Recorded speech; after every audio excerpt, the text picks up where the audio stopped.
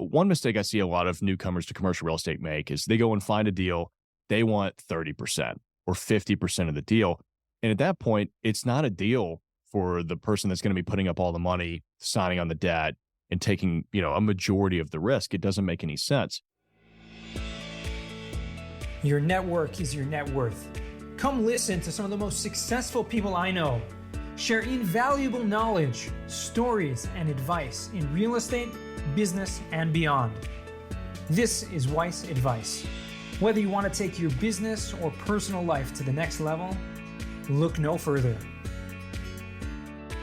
Welcome back to another episode of Weiss Advice. I'm your host, as always, Yona Weiss. Grateful to be here today with another awesome guest. We got Tyler Cauble, all the way from Nashville, Tennessee. I like the guitar hanging in the background there. It kind of gives the Nashville flavor. Yeah, thanks, man. I mean, when you grow up in Nashville, it's like a requirement. You have to play an instrument. So I just grew up playing everything I could. That's awesome. Wow. And so for those of you who don't know, Tyler is the founder of the Cauble Group, which obviously you're a commercial real estate maven, and you've been in the business for over a decade, and it's been a wild ride, I would say. What do you have to say about that? Absolutely. I mean, it's kind of crazy to think about where the market was when I first got started compared to what it was a few years ago and where it is today. I mean, I feel like in the last 10 years, we've really seen almost every point of an economic cycle multiple times in some cases, which is, it's been interesting. Yeah, absolutely. And in Nashville in particular, I don't want to go too deep into, Nashville, but since you grew up there, you've seen it. And being in the commercial real estate space, I'm sure you've seen the growth of the city. It's one of the fastest growing cities in the US. It has been for a while. What's the feeling there on the ground? Yeah, Nashville's a very unique city when it comes to, I guess, the economy, right? In 2008, Nashville didn't get hit nearly as hard as most other cities in the country. We kind of say that we have our own little bubble. When people think of Nashville, they think of country music, right? But Nashville is also the Athens of the South. We've got, I want to say, around 15 universities in the city. We also have a very strong healthcare base. We have a growing tech hub. There's a wide variety of different industries that are located in Nashville. So when we go into an economic recession, there are still some very strong industries and employers that kind of don't experience that. Mm-hmm. So it helps level off the recession. I mean, I think even back in 2009, which I believe was the worst year for real estate across the country for the Great Recession, Nashville values still increased by 1%. So while it really came to a screeching halt, we still saw some value growth during that time. So, whenever we get into economic environments like this, of course, we get a little wary, just like everybody else does. And you're double and triple checking all of your numbers and making sure that you can weather whatever comes. But we are very fortunate in this market to not have to deal with some of the issues that other cities might have to. Absolutely. Yeah. And it does make a big difference when you have such a diverse economy. Like you said, it's different. You have a lot of music there going on. You have a lot of people coming for that purpose, but also with the universities and the industry that is there. And it's so central, one of those central cities in the, I don't know, the Midwest, but the East, so close to everything. It's drivable to the majority of the East Coast and that's right. Yeah, I mean, within like a day's drive, you can reach 80% of the population.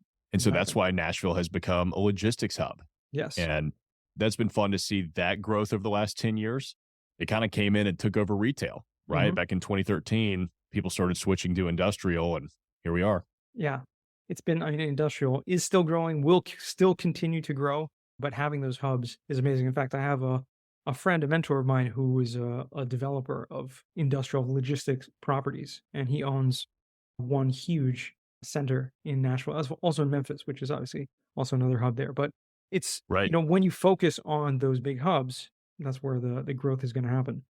Exactly. And Nashville hasn't been shy for that. No, for sure. I'd love for you to give a little background on, kind of how you got started in the real estate space. Obviously, you, like everyone who gets involved, grows into different things. You start off with, one project that leads to another, opens another business. I know you've been involved in the property management side as well as the development. So give a little background on how you kind of got started and what that's been like. Yeah, it's been a great journey. I mean, now we're involved in almost every aspect of commercial real estate, which is fun. But, I got started back in 2013 after dropping out of college. Finished my freshman year, decided that college wasn't for me. and that I could go right into sales and probably make more money than my friends were going to be making graduating with college degrees. So I was very fortunate, got a job offer from a commercial real estate development firm here in town that had a portfolio of commercial assets. So shopping centers, office buildings, industrial warehouses, and they wanted somebody in-house to handle all of the leasing for that. So that's pretty much all that I did for 2 years, which was a great foundation Yeah. for learning how commercial real estate investments work, because that's the number one thing that people getting into commercial real estate have the biggest question about. How do I actually find tenants? Yes, I understand that I could probably make more money here or that it's more scalable, but I'm worried that I won't even be able to fill this. And so, by being a leasing agent, you kind of knock that out of the park. 2 years into working with them, I pretty much worked myself out of a job. Those properties were basically fully leased. I had only been focused on in-house stuff. So I put together my first development deal, which was a 42-unit townhome project down in Bellevue, which is 15 minutes southwest of Nashville, and JV'd with the development company that I was working with as a broker. And that was a phenomenal experience. I mean, I didn't have to put any of the capital in. I didn't have to bring the debt. They connected me with all their vendors. I just had to put the sweat equity in as Hmm. the project manager for a couple of years and got 10% of the project. That's amazing. And the 10% is great, right? Like everybody wants to make money on a deal. But the thing is, the experience that I got from being on that job site every day, from being in the meetings every day, from dealing with the civil engineers, the architects, the site work contractors, everything in between has been, I mean, just immensely helpful as I've scaled and grown my own businesses. So I left that company in 2018, founded my own firms, the Cauble Group, to focus on brokerage, Parasol to do property management, and 4 years ago, I guess now, our development firm, Hamilton Development, and we've syndicated a little over $50 million worth of real estate, and we're kind of agnostic. So we do office, retail, industrial. I'm doing a hotel right now. Doesn't really matter to me. I just want to do fun and interesting projects. And then back in 2020, started working on YouTube and just teaching people how to do commercial real estate, which now is actually dominating my day to day. It's been a That's lot of fun amazing. seeing, yeah, That's fun. When you find something like that that you love, and you have a podcast, and I've watched it, and you're passionate about it, and it goes through. It shows when you really care and you have the experience. I mean, there's plenty of quote unquote gurus out there like teaching on YouTube, and right. a lot of them don't really have the experience of doing it. Maybe they've done some projects or they're kind of washed up or whatever. And you have plenty of people who are, just basically young and learn something from another YouTube channel and just basically regurgitating it. And you can tell sometimes. But when you Exactly. have someone like yourself who's done it, who's been in the trenches, who's not just done it, but is doing it actively, I mean, that's where the real education comes from. Yeah, I love it because, when I was first getting started, there weren't very many resources out there. Commercial real estate's a very close to the chest kind of industry. And I was working for a boutique developer. They didn't have any training, Hmm. right? None of the other brokers at other firms wanted to train me or mentor me because I'm competition. I don't work for them.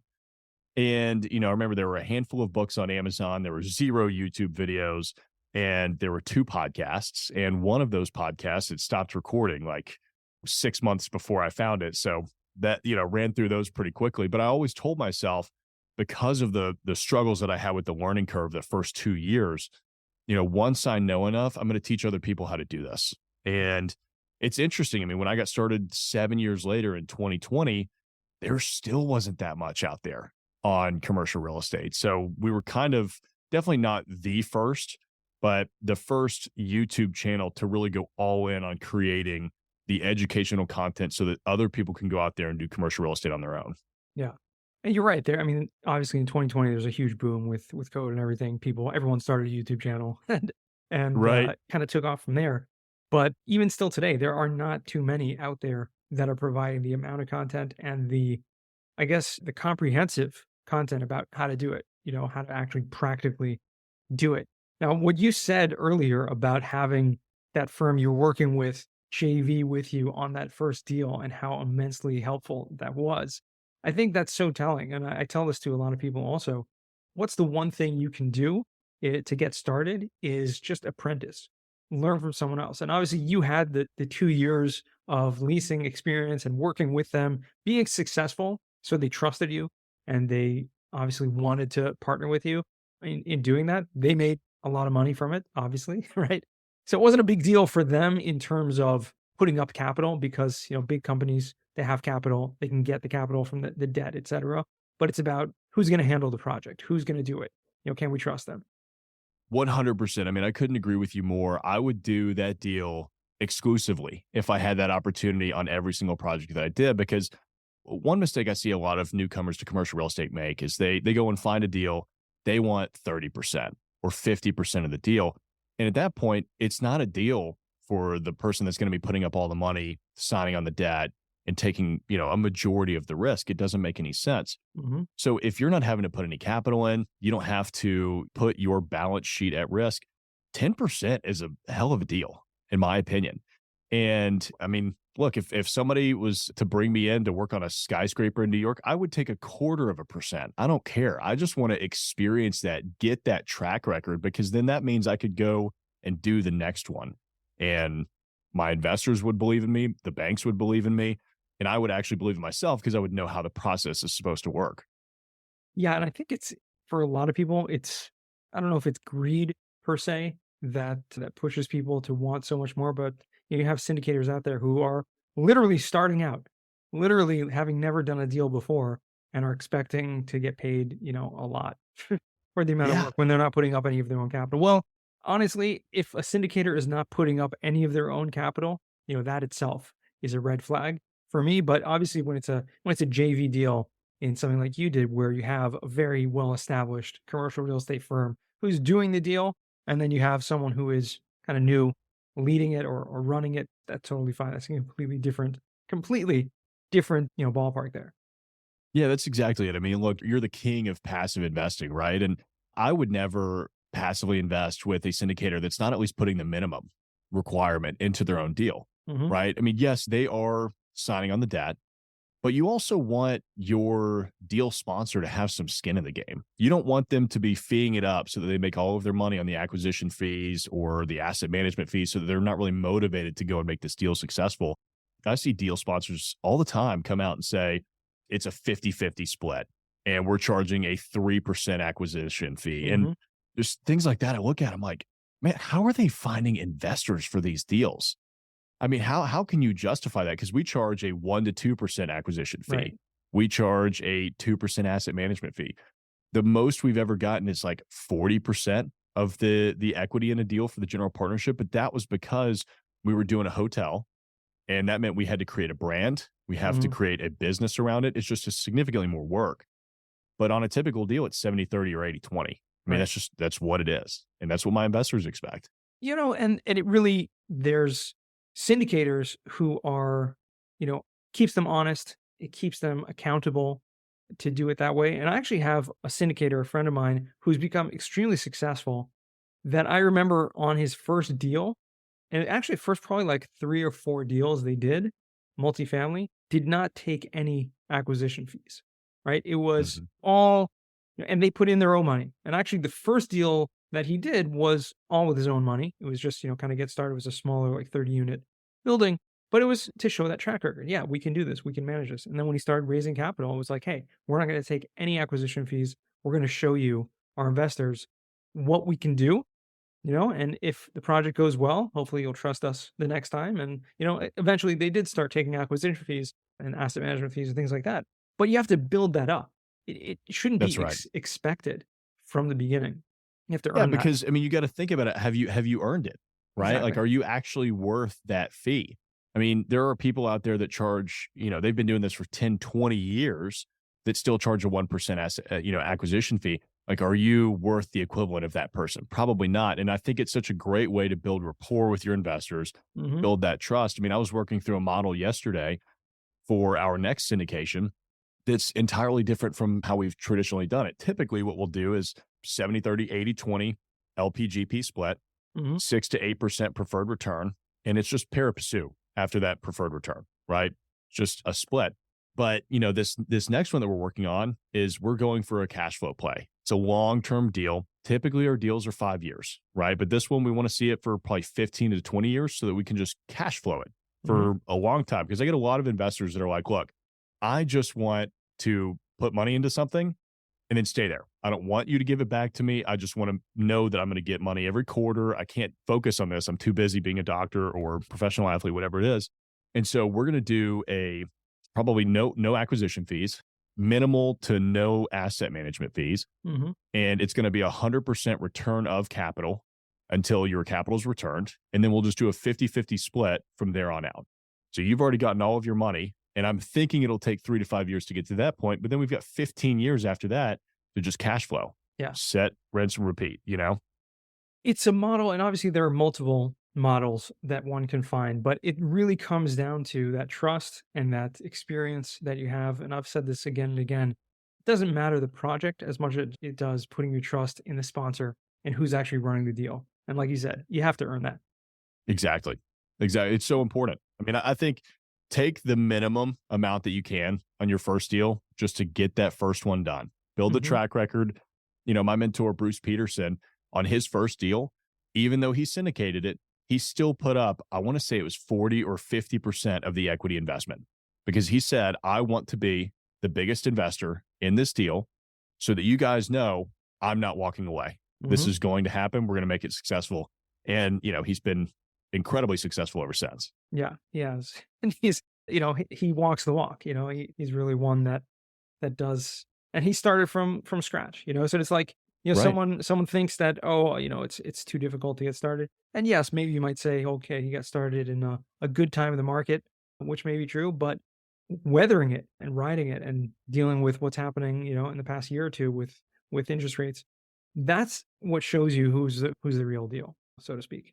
I agree. I mean, I don't think that there's ever a bad time to get started in real estate. I think that you could have gotten into real estate in 2008, 2009. And as long as you did it intelligently Hmm. and you covered your downside risk, you could have weathered that storm and made an immense amount of money. I mean, there's untold amounts of wealth that was created in 2010 by people that were willing to buy smart, take the risk, and sit it out.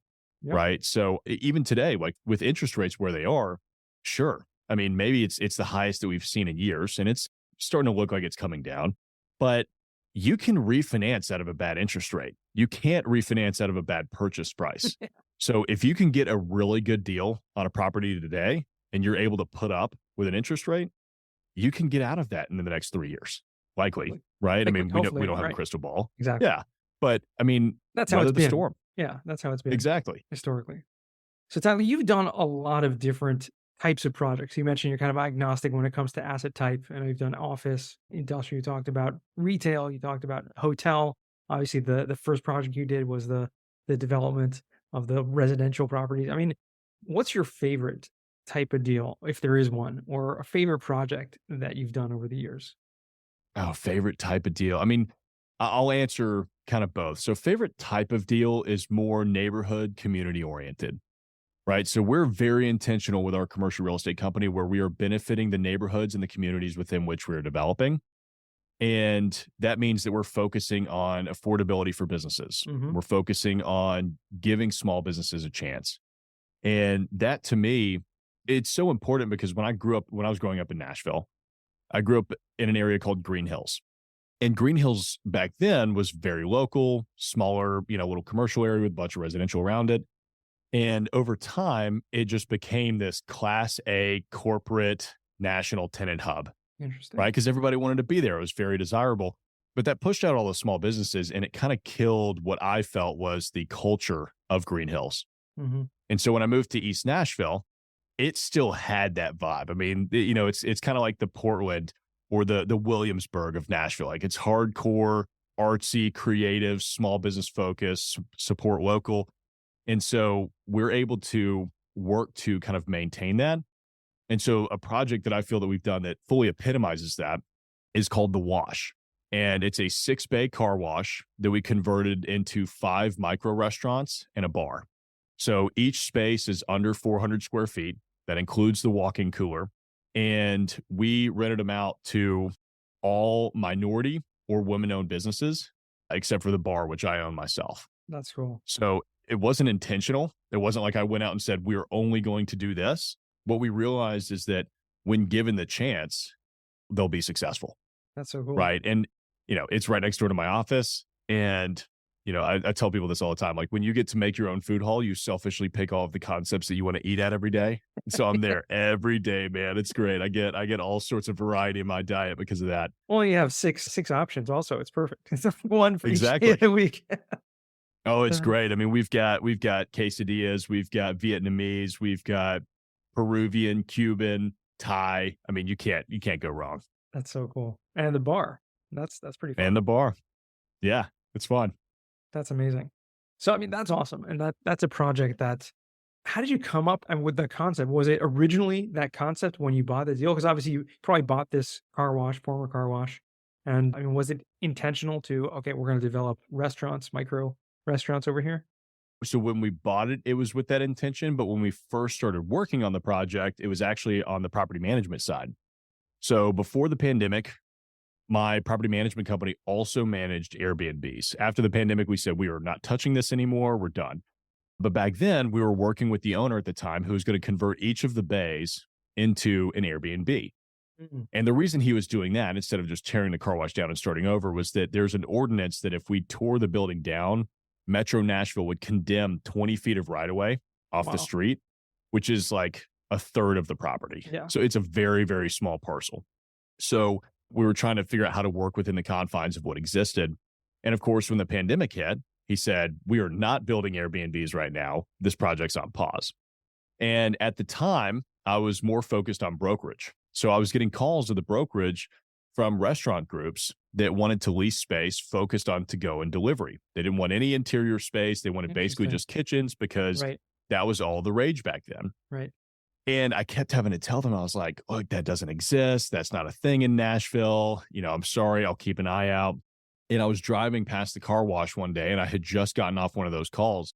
And I looked at it and I was like, I wonder if we outfitted each of those stalls into basically a ghost kitchen, Mhm. what that would look like.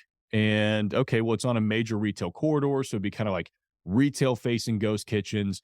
We could turn the drive aisle into outdoor seating. It could be walk up counter service. So it's kind of COVID proof, but then, you'll have the outdoor seating for when everything comes back. So I called my architect and I was like, hey, you can hang up on me if you think this is crazy, but what are your thoughts on this? And he said, absolutely. I think we could definitely do that. So we were off to the races the day, or I guess 2 weeks after the day that we announced the project, hadn't even broken ground or anything. I had all 6 leases signed. That's amazing. That's I mean, awesome. it's just wonderful. It's had amazing neighborhood reception. We didn't have to worry about any variances or anything like that because everybody wanted it. It has 2, 3 parking spots, and they're all 15 minutes max, which in Nashville is, unheard of. Everybody has to have parking. But we said, you know what? We don't want to have any parking. If we had parking, we'd have to have like 20 parking spaces, which means that we couldn't have any restaurants here. Mhm. So it's been a really fun project to be a part of. And is it I mean, I assume it's in a walkable section of town also. Walkable neighborhood, there's street parking. And the cool thing is, I mean, these restaurants do the equivalent of a 2.5 to $3 million a year restaurant out of 400 square feet. Now, of course, they're doing, 400,000 or $500,000 a year, but their expenses are actually lower because they don't have to staff and clean, a big restaurant. Mhm. And I'm sure their marketing is lower than typical because each restaurant is bringing in a group of people and people are kind of spreading out. So it's just a really interesting concept. That's amazing. That is an amazing concept. And one thing that I kinda take from that also is, especially when you're in brokerage and you have clients demanding something or requesting a certain type of thing, which doesn't exist, I think that's the perfect opportunity for someone who can think outside the box to create something that, to fill those needs. And that's just a business concept in general that I think gets overlooked sometimes. Like, at first, yeah, it doesn't exist. But what if I were the one to create that? Like, would it work? And you kind of Right. need the initiative and you need kind of the guts to be able to do that. I'm sure it wasn't easy. Any development project is not easy, I wouldn't say, but obviously it's been successful. Yeah, there was a lot of blood, sweat, and tears poured into that one, as small as it was. I mean, you have like things like we couldn't even get major equipment on site because it's too small. So Mm, instead of being able to bring in a large piece of equipment with a jackhammer on it, somebody's got to stand there with a jackhammer for 3 days in a row, just tearing out concrete. I mean, little things like that. But yeah, I mean, it's great to be able to do projects like that. And I think that they have such a profound impact on the neighborhood. And that's part of our investment strategy is that, yeah, like, yes, we may be agnostic towards asset types, but we're very specific within the neighborhoods within which we invest in. Yeah. So I own another building a mile away, right? And actually, the majority of my properties are within a 10-minute radius of this one site. So every project that I buy and do will create an upward trajectory for every other project that I'm working on. So while it may not be an absolute home run of a deal, it improves the neighborhood, which then improves property values and desirability and walkability and all this other kind of stuff. So it's a different way of looking at real estate investing and more of a longer term play, but I like it. I mean, it's my neighborhood. I want it to be great. Exactly. And I think it's not so much of a different way of looking at it. It's really a holistic and I think the right way to look at real estate because in the end of the day, you're creating and improving communities, which is really what real estate is all about. I mean, it's not just yes, it's a business, yes, it's an investment, etc. But in the end of the day, it's a property, and that property is within a community. And each property, like you said, when one property goes up in value, right, everything when it gets improved, the whole neighborhood goes up in value. And so you really each one, I love that concept that it's really kind of each one is building on the next, even though they're not necessarily the same asset class, etc. But it's creating that space for success. That's what we aim for. That's awesome. I want to transition now to what we call the final four. And these are four questions I like to ask all my guests. First question is what's the worst job that you ever had? The worst job that I ever had. I mean, it's tough because I have actually enjoyed every job I've ever had, which is kind of funny, right? I've always loved working. To me, it just feels so good to get out there and accomplish something. But if I had to pick the worst out of all the great things that I've done, waiting tables, probably. I mean, there's just things that you have to deal with. I mean, people can be so dramatic sometimes when it comes to their food and things that waiters have no control over whatsoever. But I learned a lot of really good skills with that, right? I mean, building rapport almost instantly. You have to do that. Working on your memory, working on writing things down, making sure that you are covering all of your bases and providing good customer service. So it was a very helpful job. Sure. I'm sure there's other things also balance and not bumping into people. That's a great thing to have. But that's awesome. Second question is what's a book you've read that's given you a paradigm shift? Okay, so I've got a really good one for this. So Walkable City by Jeff Speck. It's a book that a lot of real estate investors haven't read. And I'm trying to be an evangelist for this book because it talks about what actually creates a walkable city Mm, and why walkable cities are so important to our neighborhoods, our communities, the ways that we live, our health. It talks about all of the benefits of, why you should have large sidewalks and medians and bike lanes and, slower cars and fewer highways. And, back in the day, before I read that book, I was opposed to Nashville basically condensing 8th Avenue South and adding sidewalks, adding bike lanes, turning it from 4 lanes into 2 lanes or 3 lanes and one of them being a turn lane. And after reading that book, I was like, no, it should be smaller. Let's get rid of cars altogether. It improves property values, makes life better for everybody that lives there. it does. That's so true. That's a book I've never heard of actually. So I'm glad you put that up there because that's something that I think is a topic that doesn't really get discussed a lot, and not everyone who's in real estate is really focused on that aspect of it, but it makes a big difference. We actually had someone on the show recently, Kobe Lefkowitz, who is a residential developer who's very, very focused on walkable cities, like specifically like small multifamily and dealing with that. Anyways, third question is what is a skill or talent that you would like to learn? So I've been a woodworker for a long time, and obviously being in development for quite some time, you're around construction quite a bit, but there's so many little details in how things are constructed that I would love to learn. So I'm about to go through the process of getting my general contractor's license, and I want to fully understand how everything is done. Not necessarily so that I can go do it myself, but so that when we are building our projects, I know that everything is being done right, or I can at least head it off at the pass before we even finish design as to how things should be constructed Hmm. for longevity, right? I mean, there's a lot of things that go into construction. Of course, you want the building to look good, you want it to be workable, but you also want it to last a long time. And we see a lot of construction today where contractors are cutting corners, they're using cheaper materials, you compare the tall and skinnies that have become infamous over the past decade to a ranch home from the 1950s. Which one do you think is still going to last longer? That ranch home. Yep. It will outlive all of these tall and skinnies, which is crazy to think about because, they're already 60 years, 70 years older, but it's because they were built right. And I think that that's really important. Yeah, that's awesome. That's a very, I guess, good skill to have if you can do Yeah. that. It'll come in handy. Yeah, absolutely. Fourth and final question. What does success mean to you? I think success it just means I'm happy and excited to wake up every day and get to do what I do. Hmm. It's funny. 10 years ago, I would have said, oh, it's $1 million a year or it's $10,000 a month in passive income. None of that stuff really means anything if you're not happy doing what you're doing. And I'm excited to get up in the morning and get to go work on all of the various projects that we have, to hang out with my team.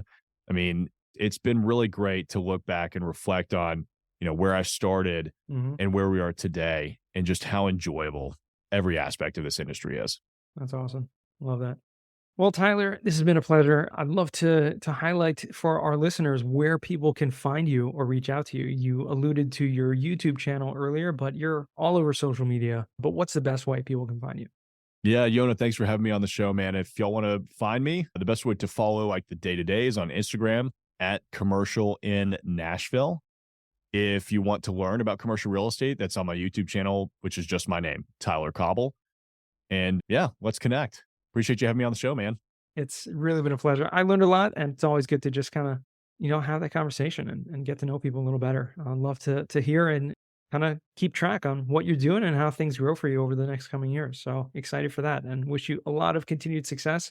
And to our listeners, thank you guys for tuning in once again, all the way to the end. You guys are awesome. We couldn't do this without you. And remember, the best advice comes only when you ask.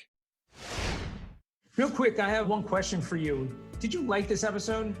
If you did, I want to ask you a huge favor. See, the biggest thing that helps this podcast grow and that will spread this message to the whole world is that if you leave a review, a rating, and subscribe to the podcast. What that does is it basically tells the platforms that this podcast is out on is that you like my stuff and I'm doing something right. So take a few seconds out of your day, hit that subscribe button, leave a rating or review. I would be extremely grateful.